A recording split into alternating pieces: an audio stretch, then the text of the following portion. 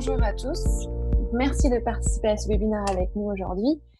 Avant de débuter, est-ce que vous pouvez me signaler dans la partie conversation si le son est OK et le partage d'écran également? Bonjour Xavier, merci. Donc ça semble fonctionner. Pour les autres, est-ce que cela fonctionne également? Je vous propose de débuter du coup le webinaire. Donc bonjour à tous et merci de participer à ce webinaire qu'on vous a concocté dédié aux avancées vers la conception d'un vaccin effectif pour lutter bien évidemment contre le coronavirus, ainsi que les différentes avancées des laboratoires pharmaceutiques. Pour ceux qui ne me connaissent encore, je suis Daisy Gibson, responsable Customer Success Manager et en charge de la prise en main de l'outil. Donc je suis accompagnée aujourd'hui de Clara Jambert, qui fait partie de l'équipe Customer Success Manager. Donc, elle aura à la charge de vous présenter la recherche et le sujet du jour. Bonjour à tous. Pour ceux qui ne connaissent pas encore notre outil, GeoTrend est une solution SaaS de veille stratégique au service de l'intelligence économique. Donc, son rôle est de collecter et préanalyser l'information en lien avec vos sujets de recherche. Cela vous permet leur lecture à travers un mind mapping de l'information. Toutes vos questions seront adressées à la fin du webinaire pour une question de fluidité, si on veut, et d'aisance pour la présentation. N'hésitez pas à écrire vos questions dans la partie questions-réponses de la plateforme. De cette façon, nous pourrions revenir à la fin du webinaire. Donc, Clara, je te donne la main pour partager ton sujet. Est-ce que tout fonctionne comme il faut de ton côté, Clara? Oui, est-ce que vous m'entendez? Est-ce que tout le monde m'entend? Alors, moi, je t'entends. Est-ce que vous avez tout affiché à l'écran? Alors oui, Clara, tout le monde t'entend et on te voit. D'accord, bon, super. Alors, bonjour à tous. Donc, je suis ravie de faire ce webinaire avec vous aujourd'hui. Donc, comme le disait Daisy, je suis Customer Success Manager chez GeoTrend et suis également en charge des formations clients à la plateforme. Comme nous venons de le voir, GeoTrend permet de cartographier l'information stratégique disponible sur le web, ce qui permet ainsi d'apporter une vision globale, rapide et interactive de n'importe quel marché. La semaine dernière, nous avions traité le sujet des impacts de la crise sur la santé des compagnies aériennes. Aujourd'hui, nous allons voir quelles sont les découvertes et avancées réalisées à ce jour par les différents acteurs de la santé pour la découverte d'un vaccin. À la fin de ce webinaire, la recherche que je vais utiliser sera ajoutée au catalogue des mots de GeoTrend et vous pourrez ainsi y accéder par vous-même pour l'exploiter si vous le souhaitez. Pour débuter mon analyse, j'ai tout d'abord dans un premier temps effectué une recherche classique par mots-clés afin d'avoir un aperçu global de mon sujet de recherche. J'y ai retrouvé beaucoup d'informations comme l'essai clinique européen Discovery et l'hydroxychloroquine, ou encore le lancement de tests de vaccins BCG contre le Covid-19 dans certains pays européens et en Australie, ou bien encore l'absence de traitement ou de vaccin homologué encore à ce jour. Il s'agit de cette recherche ici. Donc, effectivement, je vois que j'ai pas mal d'acteurs comme l'OMS, Sanofi, en lien avec mon sujet de recherche. J'ai également découvert certains acteurs que je ne connaissais pas. J'ai donc décidé de relancer ma recherche en y intégrant cette fois-ci une liste d'acteurs, grâce à l'option « Lancer une recherche par liste d'acteurs » qui se trouve ici. Cela me permet plus d'exhaustivité dans ma recherche, car en plus d'axer ma recherche sur les acteurs que j'ai saisis, cela va appeler d'autres acteurs en lien avec mon contexte. Je vais donc orienter un peu plus ma recherche. Cela me permet aussi un gain de temps non négligeable que celui de saisir manuellement plusieurs acteurs dans une recherche classique. Donc, voici ma recherche par liste d'entreprises. J'ai également choisi comme temporalité le mois dernier. Cela signifie que l'outil va me remonter les informations datant du mois dernier jusqu'à la date du jour de lancement de ma recherche. Cela afin d'avoir l'information la plus récente possible. Les recherches que j'exploite intègrent bien entendu les mots-clés du contexte lié au coronavirus. Voici donc ce que la plateforme me présente. Donc tout d'abord, je retrouve mon contexte de recherche avec les termes de Covid-19, SRAS ou encore coronavirus, mais également des grands groupes et entreprises de l'industrie pharmaceutique et de la santé, comme Sanofi, Johnson & Johnson ou Novartis. Je retrouve également les principaux instituts que sont l'INSERM ou l'Institut Pasteur, Je repère également des personnages publics, comme le professeur Raoult ou encore le directeur de l'OMS, Tedros Adhanom. Enfin, je retrouve bien entendu l'OMS, l'ONU et l'UNICEF. Je vois que je retrouve pas mal d'acteurs qui se trouvent également dans ma première recherche, ce qui me conforte dans le fait que je n'ai pas perdu d'informations. Pour débuter mon analyse, je vais d'abord me rendre dans ma vue domaine, afin de voir les sources présentes au sein de ma recherche. Il s'agit ici des sources remontées par l'outil. Ma première source est Wikipédia.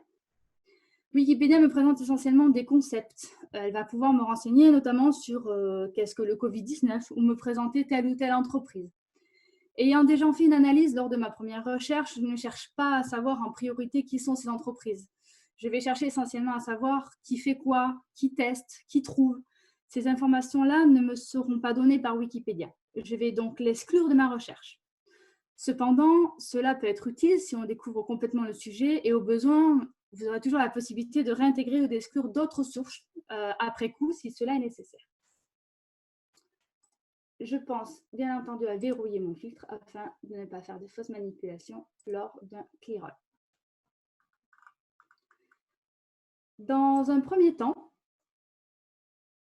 pour débuter ma recherche, je vais chercher à identifier les acteurs de ma cartographie afin de trouver de l'information sur l'avancée d'un vaccin chez les principaux acteurs de la santé. Je retrouve le laboratoire pharmaceutique français Sanofi, qui est un acteur important dans ma recherche. Je vais donc voir ce que je peux apprendre sur lui concernant les avancées d'un futur vaccin. Je clique donc sur mon acteur Sanofi, qui est un acteur important dans ma recherche.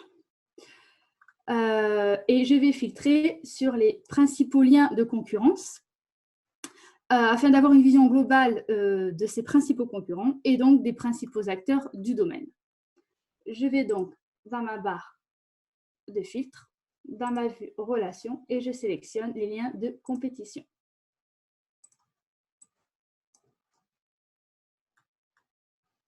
Ici sont affichés ensemble des acteurs pour lesquels un lien de concurrence a été établi dans mes articles. L'IA de GeoTrend va être capable de détecter les relations telles qu'elles soient, même les plus improbables. Prenons justement un exemple avec Airbus et Boeing. Nous savons tous qu'ils sont concurrents, mais si demain ils décident de s'unir pour monter une boulangerie, par exemple, GeoTrend serait capable de me remonter cette relation. Il est donc important de noter qu'il n'y a pas de corpus de relations intégré à GeoTrend. Et vous comprendrez ce que je veux dire dans l'avancée de ma recherche. Je retrouve ainsi donc le laboratoire Bayer, mais également le laboratoire suisse Novartis. J'observe également GlaxoSmithKline. Je clique dessus pour en savoir un peu plus. Ok, j'apprends qu'il s'agit d'un très grand groupe pharmaceutique britannique. Je vais maintenant voir quels seraient les éventuels partenariats que pourrait avoir Sanofi sur ce projet de vaccin. Je fais donc un retour. Je supprime mon lien de compétition et je vais sélectionner mes liens de partenariat. Là, je remarque que Sanofi a noué pas mal de partenariats avec des entreprises pourtant concurrentes, comme GlaxoSmithKline ou Johnson & Johnson. Je vais cliquer sur la relation entre Sanofi et Johnson & Johnson pour comprendre quel est ce partenariat. En fait, quand je survole le résumé, je comprends qu'il s'agit en fait d'un consortium regroupant les plus gros acteurs pharmaceutiques dans le but d'accélérer le développement, la fabrication et la livraison de vaccins, de diagnostics et de traitements contre le coronavirus. Et que celui-ci a été lancé par la fondation Gates, Wellcome et Mastercard. Cette initiative a pour but d'identifier les traitements potentiels du Covid-19 grâce à un financement de 125 millions de dollars. Je reviens à ma cartographie et je vais cliquer sur ma relation entre Sanofi et Glaxo. Et là, je vois qu'en plus du consortium, ils s'associent pour le développement d'un vaccin candidat. Je vais donc cliquer sur l'article Et à la lecture de celui-ci, il ressort que les deux laboratoires envisagent des essais cliniques au deuxième semestre 2020 et en cas de succès, une mise à disposition du vaccin d'ici le deuxième semestre 2021. Autre entreprise capable de produire des vaccins à grande échelle est Johnson & Johnson, qui lui table de commencer les essais sur l'homme en septembre et pourrait lancer un vaccin dès la fin du premier trimestre 2021.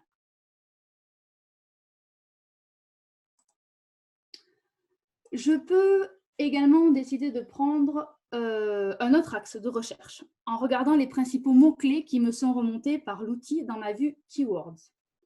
Je me rends dans cette vue. Et bien entendu, je retrouve mon mot-clé vaccin, puisque c'est le thème de ma recherche. Je vais donc entrer dans le cœur de mon sujet. Je clique dessus et j'observe dans le résumé de mon premier article que la mise au point d'un vaccin, selon les approches classiques bien sûr, nécessite environ 18 mois. Mais nous sommes quand même rassurés par Nicolas Manel, qui est le directeur de recherche de l'INSERM, sur le fait que le virus du coronavirus semble génétiquement assez stable et que les vaccins en cours de développement devraient donc être efficaces plusieurs mois, voire plusieurs années. Je retrouve également mon partenariat entre Sanofi et GSK. J'ai également un article intéressant sur le fait que le virus mute plus lentement que la grippe. À la lecture de l'article qui est relativement long,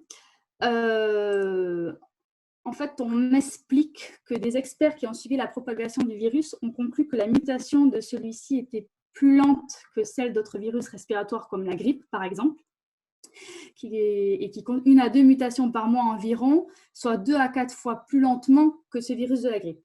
Ce qui signifierait que le virus serait stable dans sa forme actuelle et donc peu susceptible de devenir encore plus dangereux à mesure qu'il continue de se propager. Mais j'apprends aussi également qu'un vaccin pourrait être efficace à long terme et agirait davantage comme un vaccin contre la rougeole ou la varicelle que comme un vaccin contre la grippe saisonnière. Un peu plus loin dans l'article, je découvrirai également qu'une société de biotechnologie appelée Moderna avait déjà commencé des essais sur l'homme.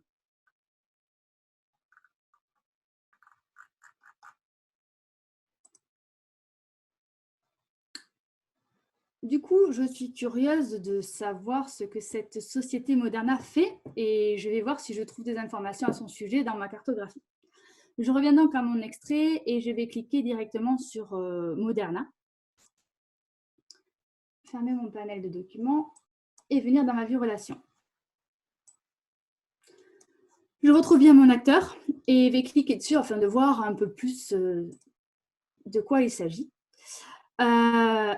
Dans ma description, je vois qu'il s'agit bien d'une société de biotechnologie qui recherche et développe des thérapies protéiques basées sur une nouvelle technologie d'ARN messenger. C'est un peu poussé, mais après plus de recherches, en fait, il s'agit d'une start-up fondée en 2011, basée à Cambridge et dirigée par un Français qui s'appelle Stéphane Bancel.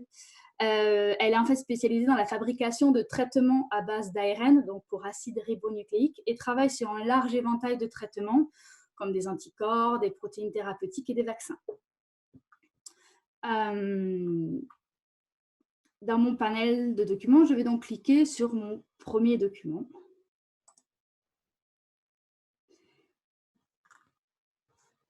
Hop.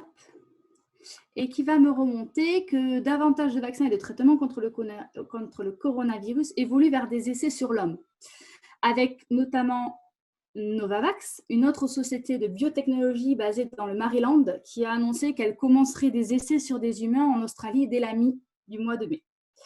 Ou encore Mesoblast, leader mondial dans le développement de médicaments cellulaires allogéniques, qui peut pousser aussi, basé en Australie également, qui a déclaré qu'elle commençait un essai clinique sur 240 patients et qui est notamment soutenu par le National Institute of Health.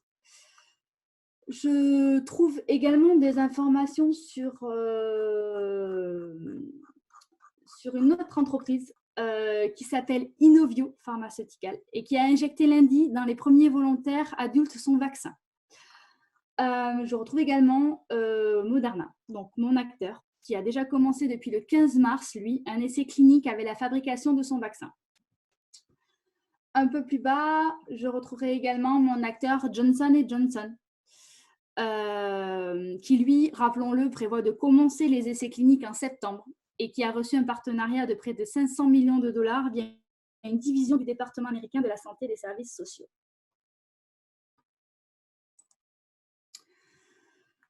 Autre piste de recherche, voir ce que le terme fabrication peut me remonter. Je me questionne sur ce mot-clé dans le sens où on parle de fabrication de vaccins, bien entendu. Dans ma barre search, je vais donc taper fabrication.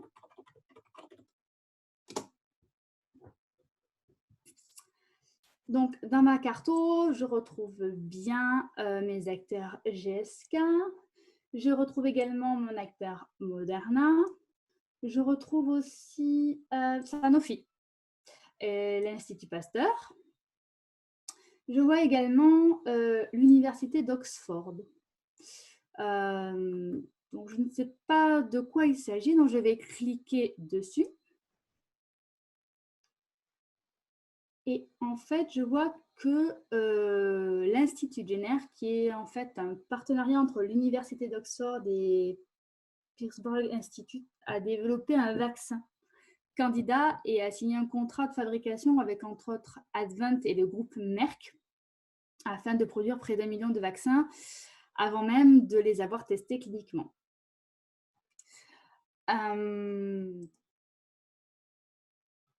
De retour dans ma cartographie, je découvre également Michelin, qui n'est pas du secteur de la santé, mais qui doit quand même fabriquer quelque chose en lien pourtant. Pour en savoir un peu plus, je vais cliquer dessus. Et là, dans le résumé de mon article, je remarque qu'ils ont mis au point un masque réutilisable jusqu'à 100 fois. Après lecture de mon article, je découvre qu'en fait, ce masque est conçu par une imprimante 3D parmi les plus performantes du monde et est composé de filtres lavables pour un coût grand public d'environ 28 €. L'objectif étant de produire 500 000 masques de ce type d'ici la fin du mois de mai. Pour la petite information, le masque sera livré avec 5 filtres lavables permettant sans utilisation, soit un coût de 28 centimes par utilisation. Il est ainsi potentiellement 5 fois plus rentable que le masque FFP2, qui coûte lui 3 € et n'est pas réutilisable. Et une fois ce masque acquis, il sera possible d'acheter simplement les filtres pour continuer à s'en servir. Pour en revenir à la fabrication de vaccins en tant que tel, j'ai voulu savoir ce que le terme course pouvait me donner. On peut se poser la question d'une course contre la montre, mais aussi d'une course commerciale. Qui va trouver en premier? Comment sera assurée la production et à quelle échelle et surtout à quel coût? Dans ma barre search, je vais donc taper course pour voir si éventuellement j'ai de l'information sur ça. Et dans ma vue document, je vois que j'ai quand même pas mal d'informations qui me remontent ce terme.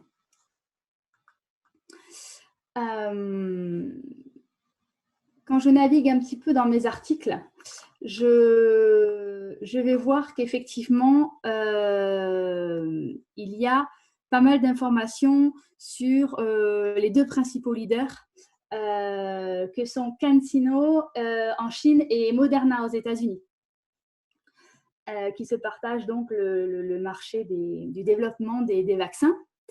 Ainsi que cet article ici qui m'expose que sur 115 candidats vaccins contre le coronavirus, on retiendra que sur près de 78 vaccins candidats, 2 ont atteint le stade avancé de test chez l'humain, à savoir, comme nous l'avons vu précédemment, Moderna, première entreprise américaine à préparer un vaccin contre le coronavirus pour des essais chez l'homme, et dont le PDG a déclaré que l'entreprise aurait un vaccin au même prix que des vaccins similaires qui existent. Et donc, comme nous l'avons vu un peu plus haut, CanSino en Chine, qui poursuit des essais sur l'humain et qui est notamment connu pour avoir créé le premier vaccin contre Ebola, qui a été approuvé partout dans le monde. Voilà ce qu'on peut retrouver dans ces documents-là.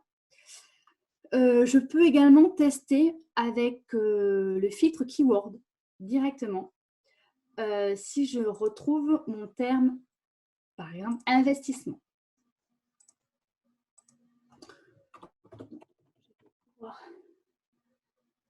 Hop, investissement. Je me rends dans ma vue document. Je vois que j'ai 5 documents en rapport avec ce terme. Sur mon deuxième article, ici, j'observe qu'en plus des vaccins, GSK soutient également le dépistage et la recherche de médicaments potentiels pour le Covid-19 et qu'il a investi 250 millions de dollars en actions dans la biotech Vir Biotechnologie dans le but de collaborer et utiliser leur technologie d'anticorps antiviraux comme option thérapeutique.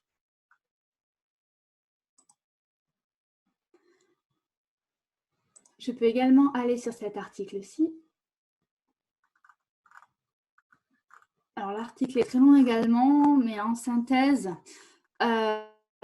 ici, je retrouve l'information que j'avais trouvée au début sur le consortium lancé par la fondation Bill et Melinda Gates, Wellcome et Mastercard, visant, excusez-moi, c'est pas mettre pub,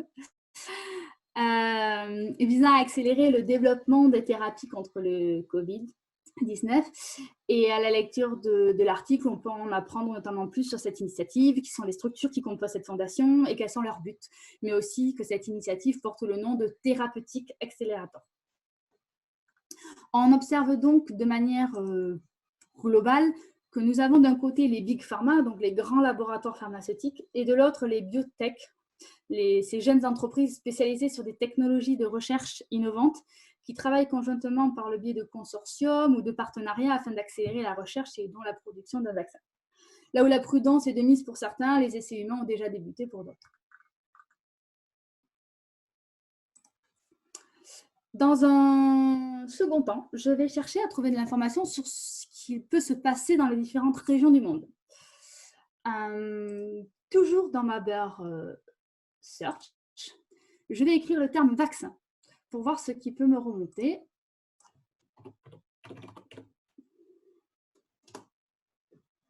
Et je vais me rendre dans ma vue Key Figure.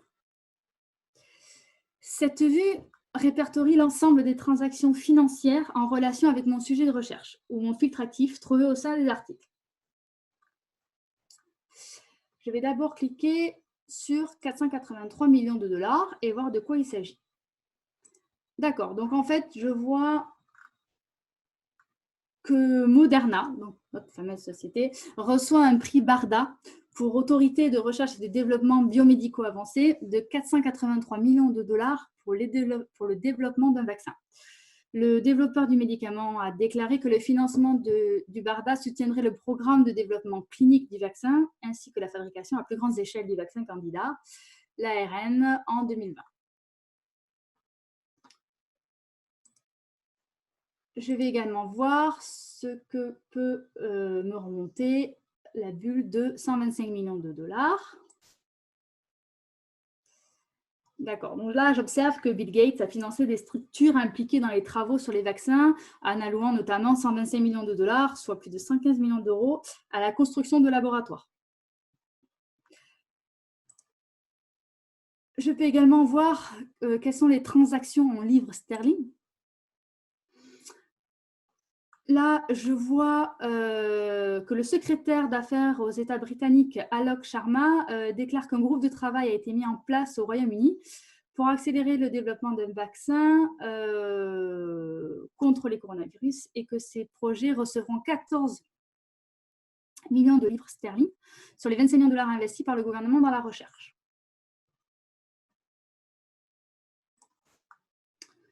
Je peux également aller chercher ce qui se passe en termes d'euros.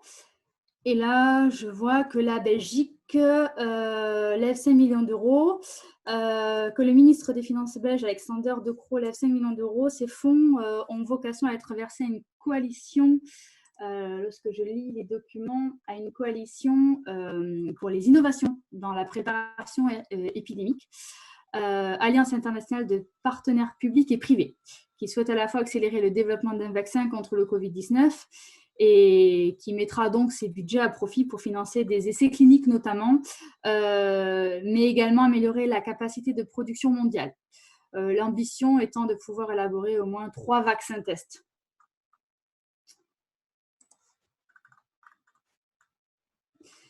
Dans le cadre de cette recherche, on m'a également partagé de l'information que j'ai trouvée pertinente sur des acteurs tels que le Fonds monétaire international ou l'Organisation des Nations Unies, encore l'Association internationale de développement de groupes de banques ou l'Association des nations de l'Asie du Sud-Est.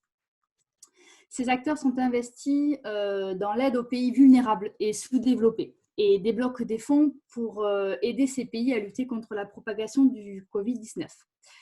Ces acteurs sont initialement présents dans ma recherche, mais pas exhaustifs. J'ai donc décidé, afin d'étoffer ma recherche et créer de nouvelles relations, de faire un ajout d'URL. Il s'agit en fait d'une fonctionnalité qui permet d'ajouter à votre recherche initiale des informations que vous trouverez intéressantes ou que l'on vous a partagées, et ce à n'importe quel moment de votre recherche, par ce petit bouton-là. Je peux donc vous montrer ces acteurs ici. Donc, par exemple, je vais commencer par l'ONU.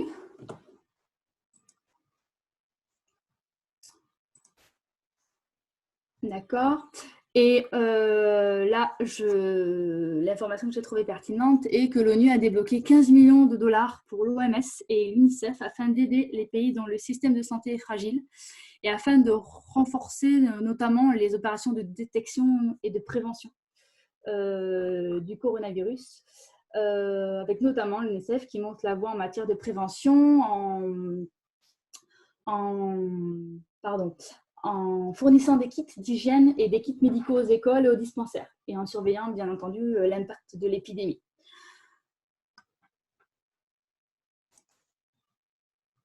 Je peux également faire de même avec, par exemple, le FMI.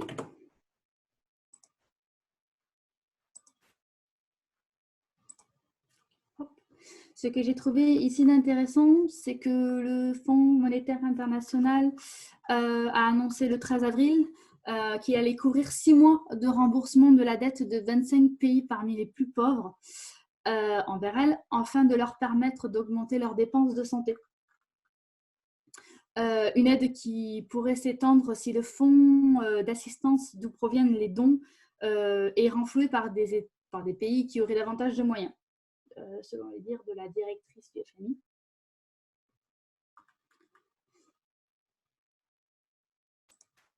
Il m'est également possible, au lieu de saisir mes acteurs, de retrouver les articles que j'ai rentrés manuellement dans ma vue document. Ici et ici, en date à laquelle j'ai fait mon ajout d'URL.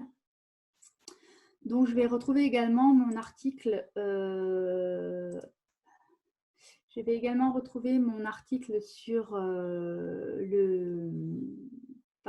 l'IDA, la Banque mondiale.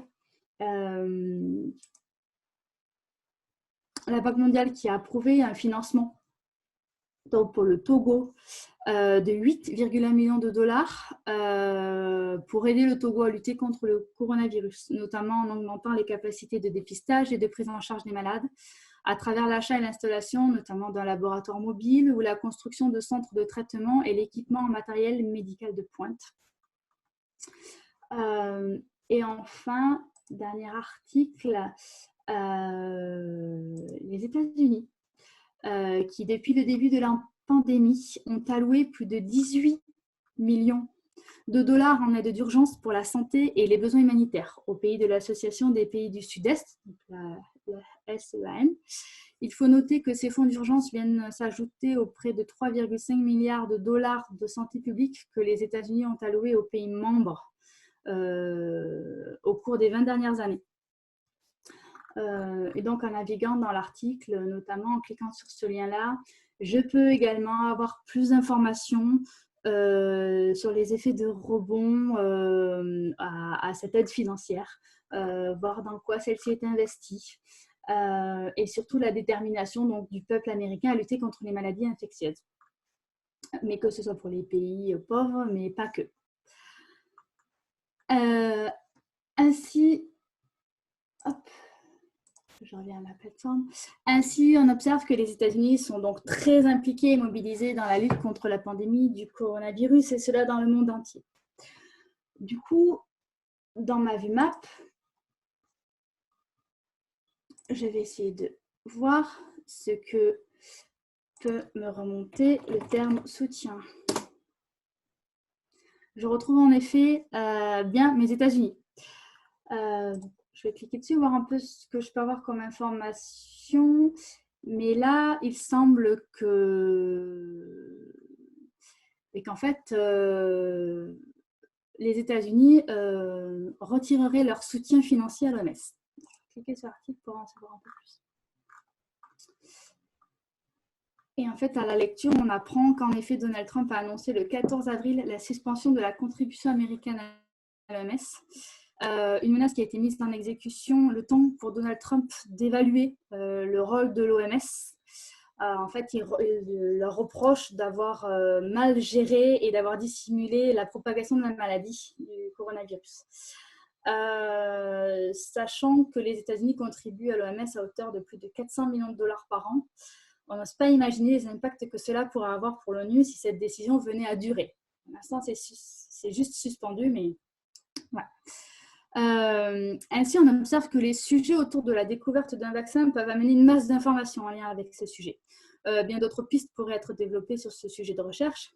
Cependant, et pour clôturer ce webinaire, nous observons que malgré les nombreux partenariats entre grands groupes et biotechnologies pour avancer au plus vite sur la découverte d'un vaccin, malgré les nombreux dons distribués et les budgets conséquents alloués, malgré que des essais cliniques aient débuté et que des tests paraissent prometteurs, force est de constater que pour l'heure, nous n'avons à ce jour encore aucun vaccin.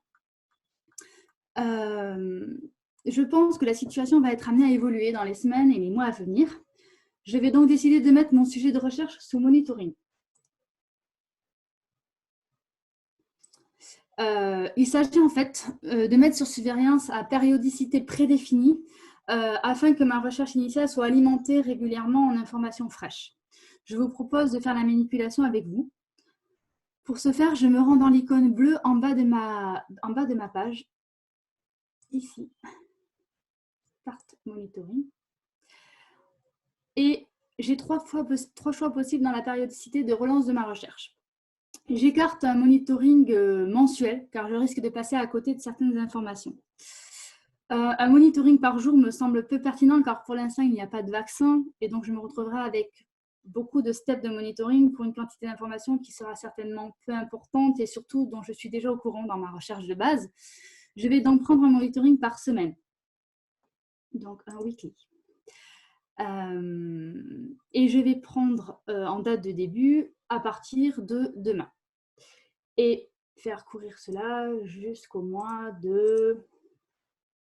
Allez, jusqu'à fin juillet. Je valide ma recherche.